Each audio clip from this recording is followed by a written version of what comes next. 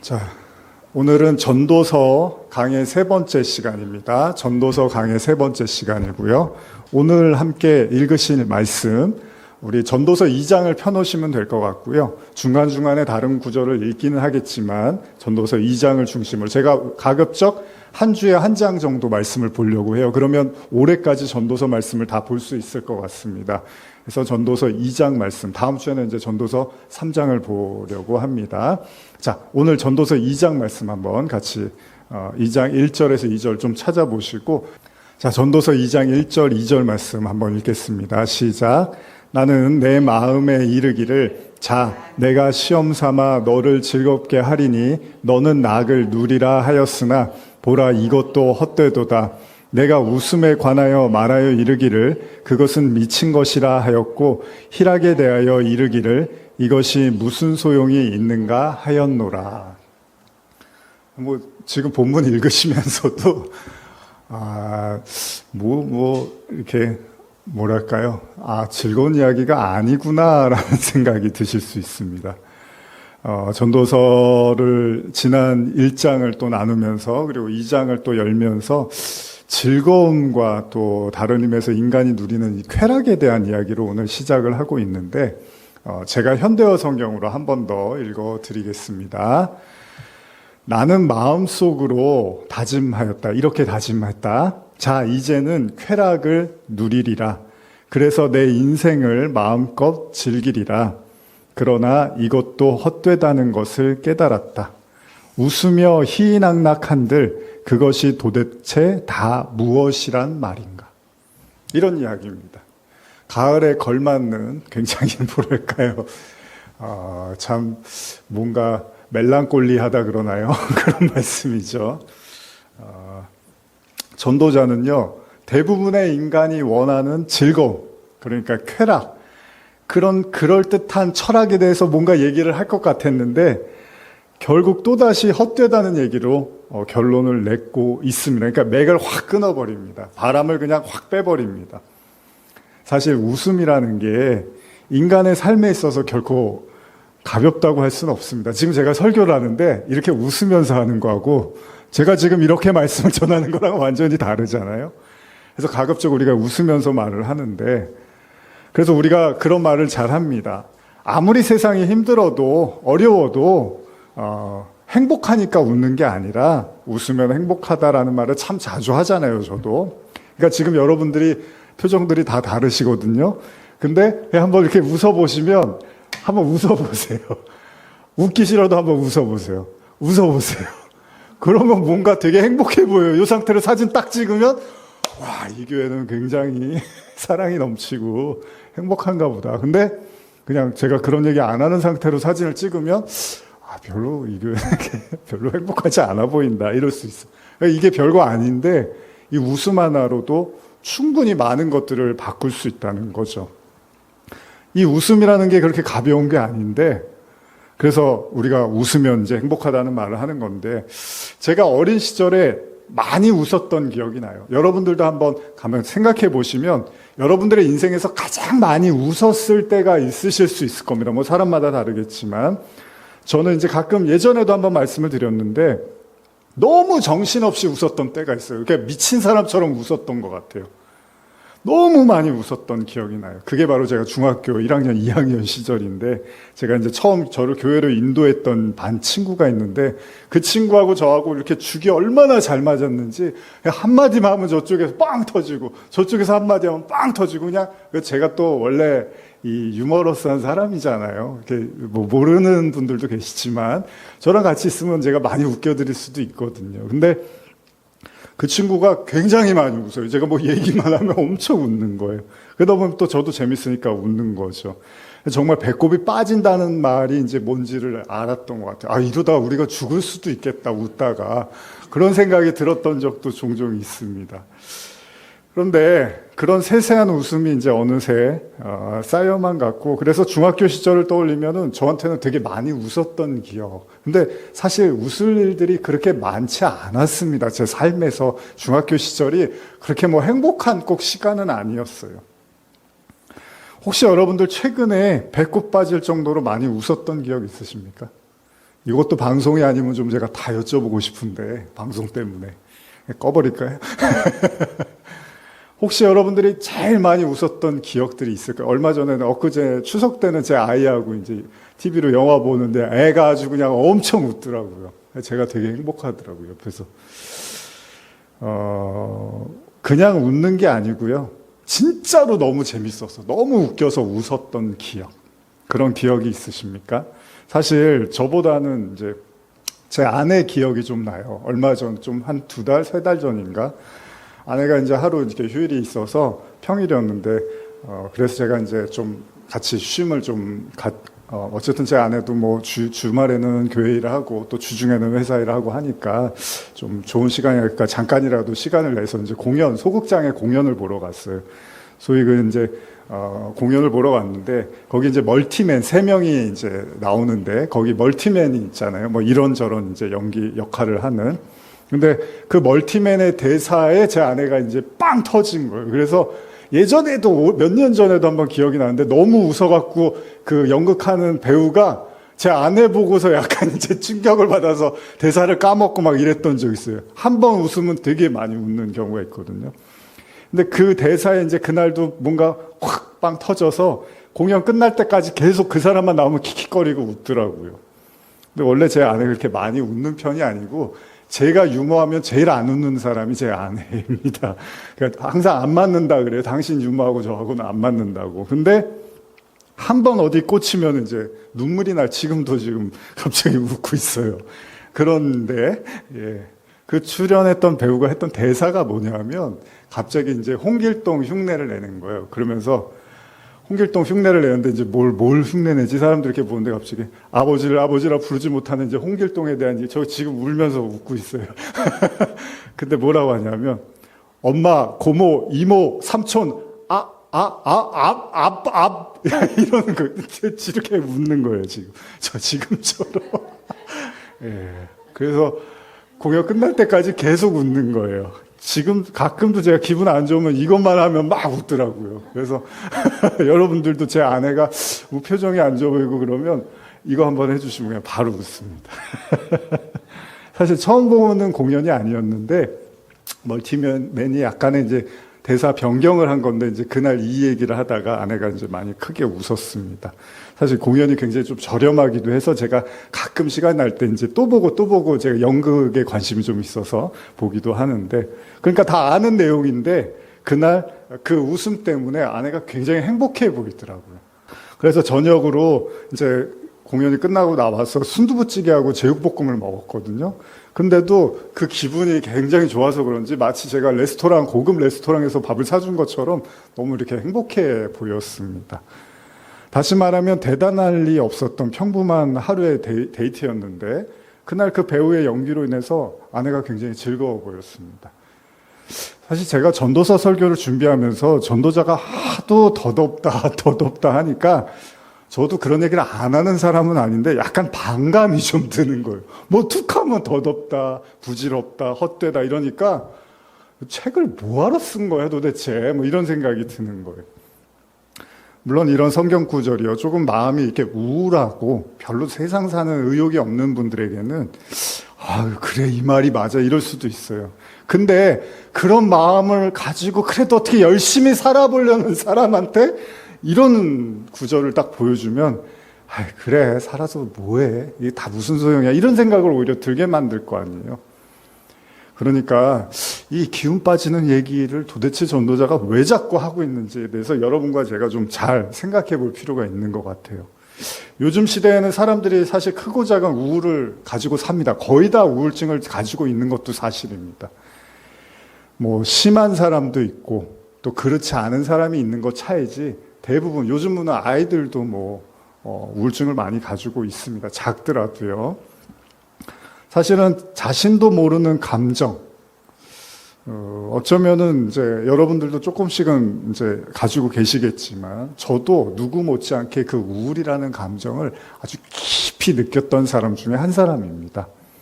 그래서 어느 정도는 그 우울에 대해서 알고 있습니다. 그런데 그럴 때마다 지금 지난 시간을 기억해 보면 제가 많이 마음이 힘들고 무너져 있을 때 작은 저에게 웃음을 주고 즐거움을 주었던 사람들이 분명히 저한테 힘이 됐고요. 그래서 저를 웃게 해준, 그 웃음을 선사해 준 사람들이 고맙고 기억에 많이 남습니다. 그래서 좀 그 사람이 저한테 이렇게 잘 안 해줬어도 그날 그 웃음을 줬던 그 기억이 오히려 다 그 과거의 기억을 덮어버릴 정도로 그 즐거움을 무시할 수 없더라는 겁니다. 근데 전도자가 뭐라고 하냐면 웃으면서 희희낙낙하는 것이 미치고 아무 소용이 없다는 뉘앙스로 말하고 있다는 거예요. 그러니 참 이걸 어떻게 설명해 드려야 될까 난감한 노릇입니다. 그래서 한번 주석을 봤습니다. 이 주석은 뭐라고 여기에 대해서 이야기하고 있는지를 한번 주석을 좀 읽어드리겠습니다. 여기서 즐거움이란 본절 이하에서 암시되어지는 바 재산의 소유나 감각적인 쾌락에서 오는 기쁨으로 이해된다. 따라서 이는 하나님께로 말미암는 평안과 은총을 통해 누리게 되는 기쁨과는 구분된다.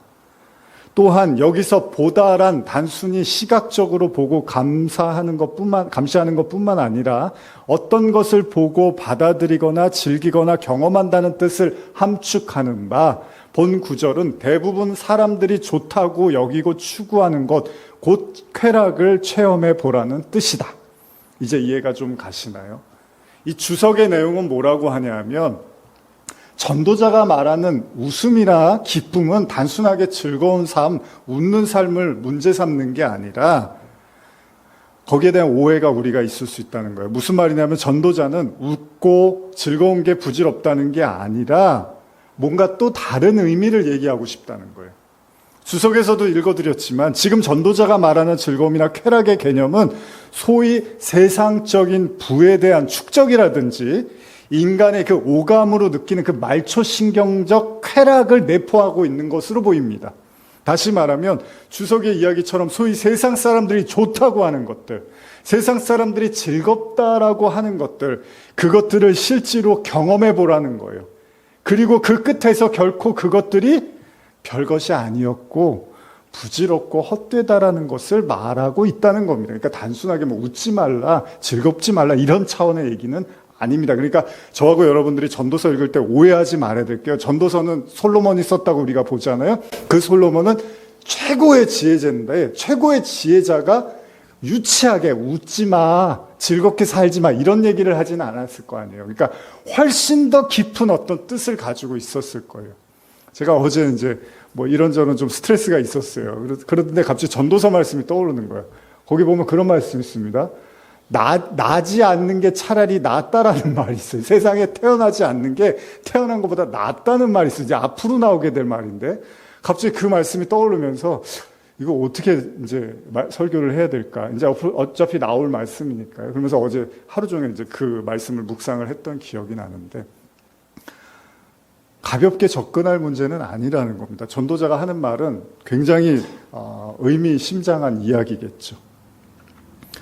어쨌든 간에 여러분 이런 생각을 하실 거예요. 경험해보지 않고 알 수 없는 것들이 있습니다. 그러니까 우리가 이렇게 누구 얘기를 듣고 그 사람이 경험해서 그걸 내가 이렇게 머리로 이해할 수는 있잖아요. 근데 사실 대부분은 경험해야지 아는 거잖아요. 어쩌면 가져보지 않은 자가 가진 자들에 대해서 허물을 논하면 별로 귀담아 들지 않을 수도 있습니다. 그러니까 제가 여러분들한테 돈도 없으면서 아이고 그까짓 거 돈 그거 그까짓 거 그거 아무것도 아니라고 하면 여러분들이 별로 동의가 안 될 거라니까 감동이 안 될 거라는 겁니다. 예를 들면 우리가 잘하는 말처럼 아파보지 않은 사람이 어떻게 그 사람 마음을 알겠냐고 하잖아요. 그러니까 아파봐야지만 아는 거잖아요. 그거는 상대방의 마음을. 또 부유한 자가 가난한 자의 마음을 또 알 수 있겠으며 또 내가 타인이 아닌 이상 그 타인의 마음을 어찌 다 헤아릴 수 있겠냐는 거예요. 어쩌면 그렇기 때문에 전도자는요, 이 모든 걸 다 자기가 체험을 해보려고 했습니다. 어떻게든 이것저것 다 경험을 해봐서 그것이 어떤 의미인지 어떤 뜻인지를 깨달으려고 했던 거예요. 그래서 전도자의 삶은 일종의 시험과 같은 삶이었던 것 같아요. 항상 테스트하고 그 결과를 깨닫고 배우려고 하는 삶이 전도자의 삶이었던 것 같습니다. 자신이 할 수 있는 영역에서 자신에게 허락되는 한 전도자는 지혜와 깨달음을 위해서 이 모든 일에 뛰어듭니다. 기꺼이 뛰어듭니다. 아니, 전도자의 인생 목표가 최고의 지혜와 깨달음이었다는 거예요. 그러니까 솔로몬으로 우리가 알고 있는데, 그 솔로몬은 삶의 의미가 내가 이 세상 지혜를 다 깨달아서 사람들한테 알려줘야 되는 게 그의 삶의 목적이고 이유였던 것으로 보입니다. 그래서 기꺼이 몸으로 부딪혀 보는 거예요. 다. 한번 계속 읽어볼까요? 전도서 2장 3절에서 10절인데요. 좀 많은데 저하고 교독을 해보겠습니다. 잠시만 찾아보세요.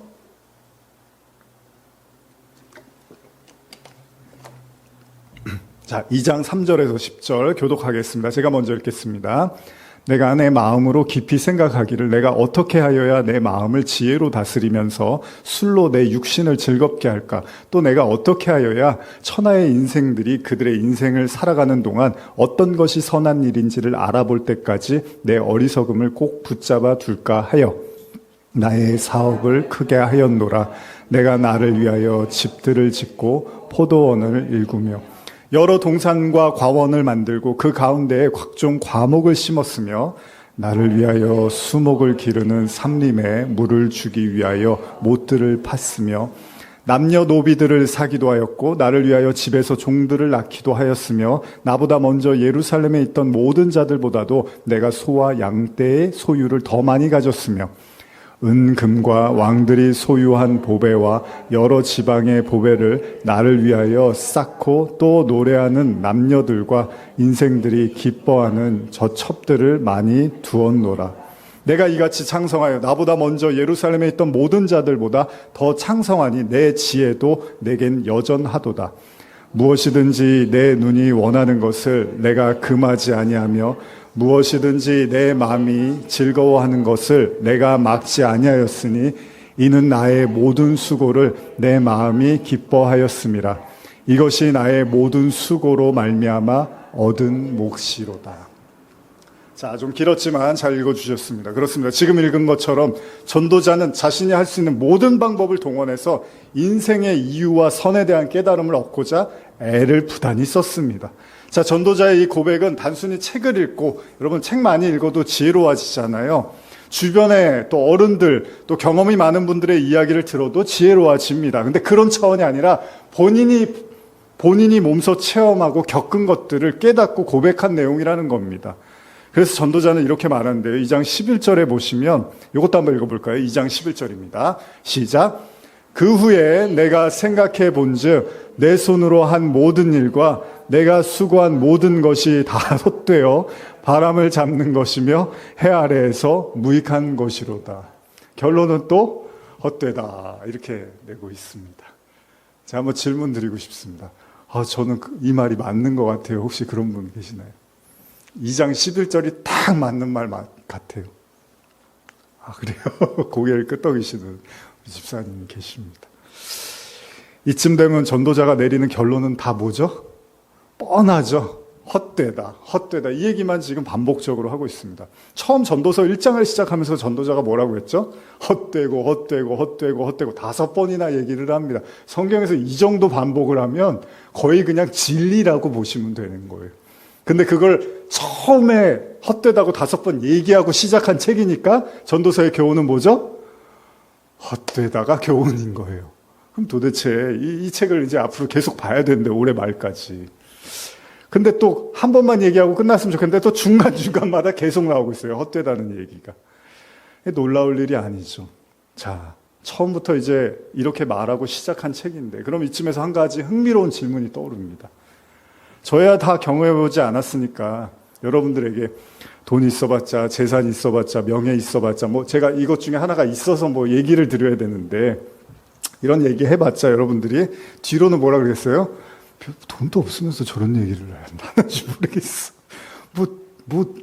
명예나 있어서 그러면 모르겠는데, 그럴 거 아니에요. 그쵸? 그러니까 설교를 조심히 해야 돼요, 제가. 그쵸? 그러면 지금 전도자가 이런 얘기를 다 했어요. 저는 아닌데 전도자는 다 겪고 했대요. 그럼 여러분들 받아들이실 의향이 있으신가요? 이 전도자의 말을 딱 그래 헛되다라고 저는 경험 못 해봤지만 이 사람은 했으니까. 그러면 아멘하고 받아들이실 의향이 있으십니까? 네, 한 분 정도가 또 고개를 계셨습니다. 아니면 이게 너무 치우친 책 아니야? 전도자가 혹시 되게 우울증이 있었나 이때? 뭔가 우울할 때 쓴 책 아니야? 이런 생각 들 수 있잖아요. 전도자의 결론이 한결같습니다. 다 헛되다는 거예요. 한번 또 읽어볼까요? 2장 12절에서 17절입니다. 이것도 교독해 보겠습니다. 시작. 내가 돌이켜 지혜와 망령됨과 어리석음을 보았나니 왕 뒤에 오는 자는 무슨 일을 행할까 이미 행한 지 오래전의 일일 뿐이니라. 내가 보니 지혜자 우매보다 뛰어남이 빛이 어둠보다 뛰어남 같도다. 지혜자는 그의 눈이 그의 머릿속에 있고 우매자는 어둠 속에 다니지만 그들 모두가 당하는 일이 모두 같으리라는 것을 나도 깨달아 알았도다.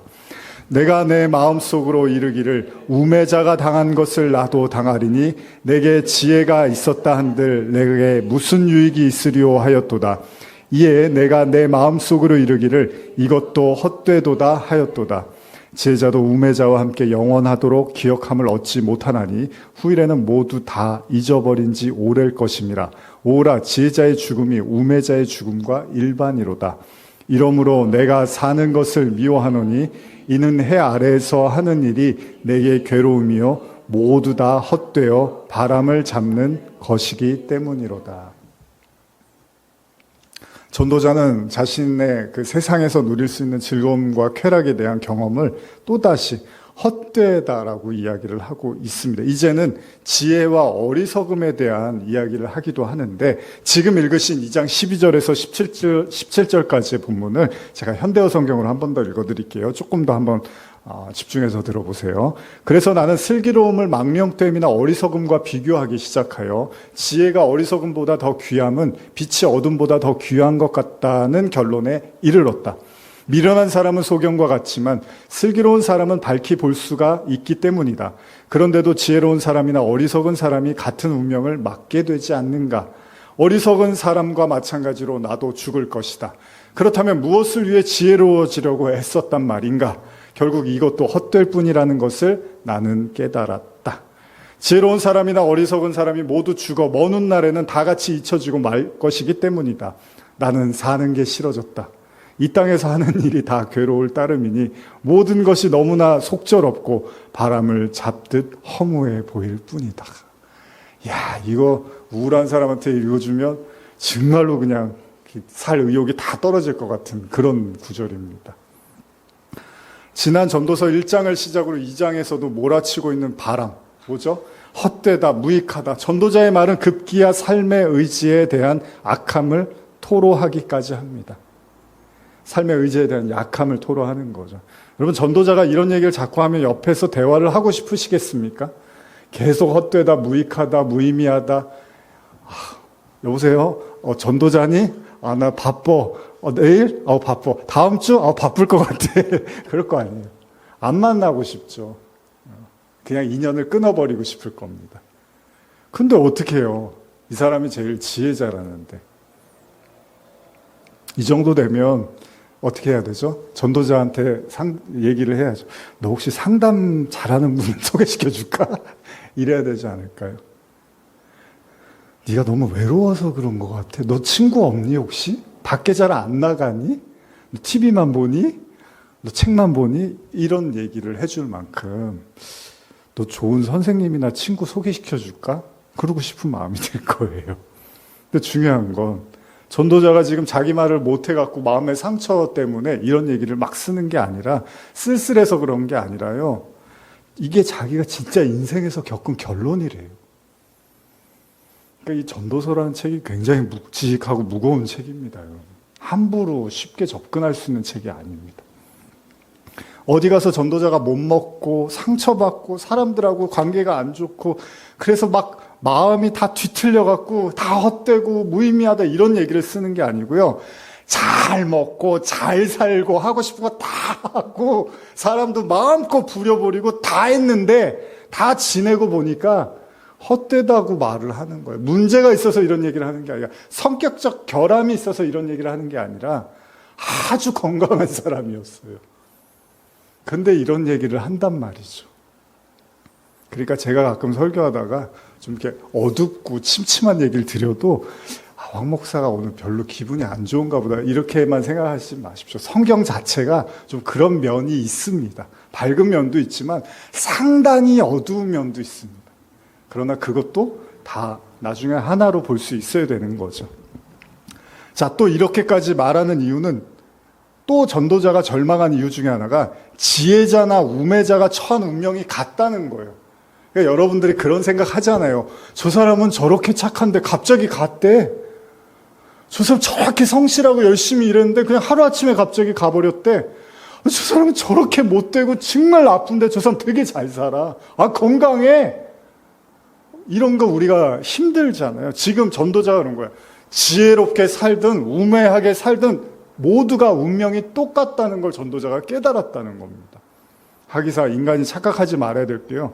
살아있을 때는 뭔가 내가 남하고 좀 다른 것 같고 내가 대단하고 잘난 것 같고 똑똑한 것 같은데 사실은 그 운명까지 뒤덮을 수는 없다는 겁니다. 무슨 말이냐면 전도자 말처럼 모든 인간의 운명은 다 똑같이 죽음이 찾아오고요.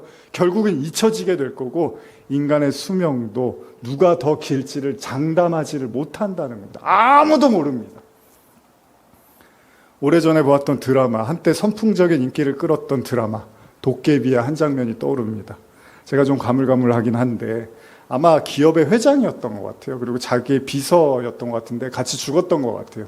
그래서 이제 그 드라마 속에서 소위 망각의 뭐 차 같은 걸 마시는 것 같은데 그걸 마시라고 이제 이야기를 하니까 거기서도 자기가 사장이고 자기가 회장이고 비서인 줄 알고 비서한테 시키는 거예요. 이거 좀 갖고 와봐. 그러는 거예요. 살았을 때 누리던 특권이 죽어서도 계속될 것이라는 착각을 하고 있는 거죠.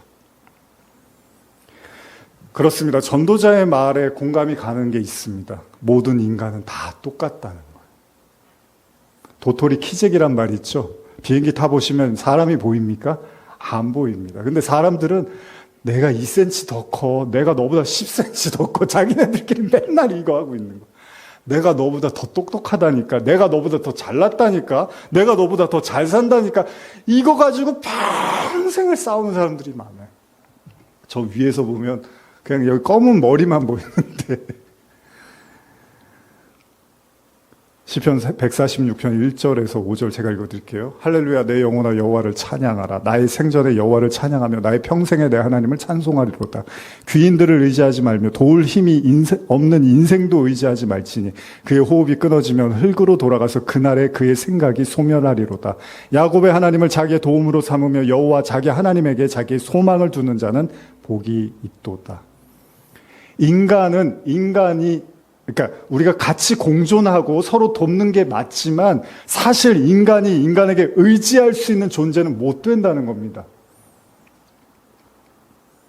하나님의 섭리와 원리 가운데 서로가 돕고 함께 사람 인차처럼 서로 이렇게 기대고 사는 게 맞긴 하지만 궁극적으로 사람이 사람을 의지할 수 있는 존재는 못 된다는 겁니다. 이게 성경의 가르침입니다. 전도자는 계속된 그 고백을 통해서 자신의 모든 수고가 누구에게 거저 던져진다는 사실에 또 격분을 합니다. 이것도 한번 읽어볼까요? 전도서 2장 18절에서 21절인데 이건 한번 같이 읽어보겠습니다. 전도서 2장 18절에서 21절입니다. 시작. 내가 해 아래에서 내가 한 모든 수고를 미워하였노니 이는 내 뒤에 이을 이에게 남겨주게 됨이라. 그 사람이 지혜자일지 우매자일지야 누가 알랴마는 내가 해 아래에서 내 지혜를 다하여 수고한 모든 결과를 그가 다 관리하리니 이것도 헛되도다. 이러므로 내가 해 아래에서 한 모든 수고에 대하여 내가 내 마음에 실망하였도다. 어떤 사람은 그 지혜와 지식과 재주를 다하여 수고하였어도 그가 얻은 것을 수고하지 아니하는 자에게 그의 몫으로 넘겨주니 이것도 헛된 것이며 큰 악이로다. 결론은 또 참 이렇게 쓰기도 쉽지가 않은데요. 그죠? 같은 얘기를 이렇게 반복하기도. 사람을 이렇게 힘들게 하려고 쓴 책처럼 느껴질 정도로요. 제가 현대어로 한 번 더 읽어드릴게요. 20절, 21절인데 나는 이 세상에서 무엇인가를 이루고자 했을 명분도 의욕도 다 잃어버렸다. 지혜와 지식을 짜내고 온갖 기술을 다 동원하여 내 평생 이뤄놓은 일을 아무런 수고도 하지 않은 사람에게 그것도 전혀 보상 없이 넘겨줘야 한다는 것은 허무하고도 아주 잘못된 일이다. 내가 돈을 모았는데 물려줄 사람이 없는. 그러니까 아무나 이걸 가져가 버리는 거예요. 전도자가 여기에도 또 갑자기 우울해지기 시작해요. 이것도 헛되구나. 그렇습니다. 전도자가 인간의 수고와 노고에 대한 헛됨을 논하는 이유 중에 하나가 바로 지금 읽은 것처럼 지혜자가 아무리 수고하고 노력한 결과물 이후에 아무런 수고도 하지 않은, 심지어는 지혜롭지도 않고 우매하기까지 한 그 누군가에게 돌아가기도 한다는 거예요. 그러니까 아무런 보상조차도 받지 못하는 그 사람들에게 넘겨줘야 된다는 이 생각을 하고 있으니까 전도자가 무언가를 이루고 애쓸 의욕도 명분도 다 사라져버렸다는 겁니다. 큰일입니다. 전도자는 어떻게 살아야 되는 거예요, 이제? 전도자의 눈에 세상이 온통 허무와 불공평으로 가득 차 있는 것처럼 보입니다. 그러나 우리는 다음 말씀 속에서 이 헛되고 무의미하고 불공정해 보이기까지 한 이 세상 속에서 전도자의 긍정적 언어를 찾을 수가 있습니다. 소위 기쁨에 대한 이야기를 합니다. 이거 한번 읽어볼까요? 전도서 2장 22절에서 26절입니다. 이건 한번 교독하겠습니다. 시작. 사람이 해 아래서 행하는 모든 수고와 마음에 애쓰는 것이 무슨 소득이 있으랴. 일평생에 근심하며 수고하는 것이 슬픔뿐이랴. 그의 마음이 밤에도 쉬지 못하노니 이것도 헛되도다. 사람이 먹고 마시며 수고하는 것보다 그의 마음을 더 기쁘게 하는 것은 없나니 내가 이것도 본즉 하나님의 손에서 나오는 것이로다. 아, 먹고 즐기는 일을 누가 나보다 더 해보았으랴. 하나님은, 같이 읽어볼까요? 시작. 하나님은 그가 기뻐하는 자에게 지혜와 지식과 희락을 주시나 죄인에게는 노고를 주시고 그가 모아 쌓게 하사 하나님을 기뻐하는 자에게 그가 주게 하시지만 이것도 헛되어 바람을 잡는 것이로다. 자, 해 아래서의 분명히 수고는 고되고 힘듭니다. 그렇죠? 한 치 앞도 내다볼 수 없는 인간사는 우리를 늘 불안하게 만듭니다. 그래서 사람들이요, 우울증도 많지만 불안증도 많습니다. 항상 불안한 거예요. 그냥 이유 없이 불안한 거예요. 초조하고 불안하고 답답하고. 사람들은 인생살이가 슬프다고 하고요. 마치 눈물 젖은 빵을 먹는 심정으로 하루하루 살아가는 경우도 있습니다. 그럼에도 불구하고 2장의 본문 전체를 흐르는 그 헛됨과 무의미 그리고 고달픈 노력과 수고, 이 슬픔 속에서 전도자가 기쁨을 논합니다. 이게 오늘의 주제입니다. 제가 한 번 더 현대어 성경으로 24절, 25절 읽어드릴게요. 결국 나는, 잘 들으세요. 결국 나는 사람이 먹고 마시는 것을 즐기고 자기의 일에 보람을 느끼며 사는 것보다 더 좋은 일이 없다는 것을 알게 되었다. 그러나 이 기쁨도 하나님께서 주실 때만 누릴 수 있다. 하나님이 계시지 않다면 그 누가 기쁨으로 먹고 마실 수 있겠는가? 이 말씀이 더 크게 들리는 거예요. 계속 헛되다고 하니까 이 말씀이 더 강하게 울리는 거죠. 이 고달픈 인생에서 하나님이 주시는 은혜가 있다면 바로 먹고 마시고 자신의 일을 통해서 보람을 느끼는 거래요. 이게 전도자의 가르침입니다. 그리고 이것도 하나님이 허락하실 때 가능하다는 것입니다. 사실 이 말씀을 전도자가 3장에서도 한 번 더 이야기를 하는데 제가 읽어드릴게요. 다음 주에 볼 내용이지만 3장 13절에 보시면 또 이 얘기를 해요. 사람마다 먹고 마시는 것과 수고함으로 낙을 누리는 그것이 하나님의 선물인 줄도 또한 알았도다. 그러니까 여러분들이 먹고 마시고 바람도 쐬고 또 일하고 이게 하나님이 주신 기쁨이래요. 이게 지혜자로서 인간에게 주는 매우 큰 교훈인데 자신의 일에 최선을 다하고 그 얻은 대가로 내가 먹고 마시고 즐기는 것, 이것이 인간이 느끼는 기쁨이며 동시에 하나님이 주신 선물이라는 거죠. 여러분들 어렸을 때 왜 그런 기억 있잖아요. 부모님이 밖에 나갔다 오시면은 아버지 어머니가 열심히 일하고 오시면서 치킨 한 마리 사오시거나 통닭이라 그러죠. 그때는 과일 이렇게 비닐봉지에다 넣어갖고 너무 그 가족들 모여서 그렇게 먹으면 굉장히 따뜻하고 기분 좋잖아요. 요즘은 그냥 핸드폰으로 다 주문해갖고 수시로 시켜 먹지만 옛날에는 그렇지가 않았잖아요. 닭 한 마리 튀겨서 오면 정말 가족들이 얼마나 뿌듯해하고 행복했는지 모릅니다. 전도자가 말합니다. 여러분들이 열심히 일하고 그 일한 대가로 맛있는 거 사드시고 그렇게 사는 게 인간이 누릴 수 있는 최고의 기쁨이래요. 제가 앞서 한 얘기들 다 잊혀지지 않습니까?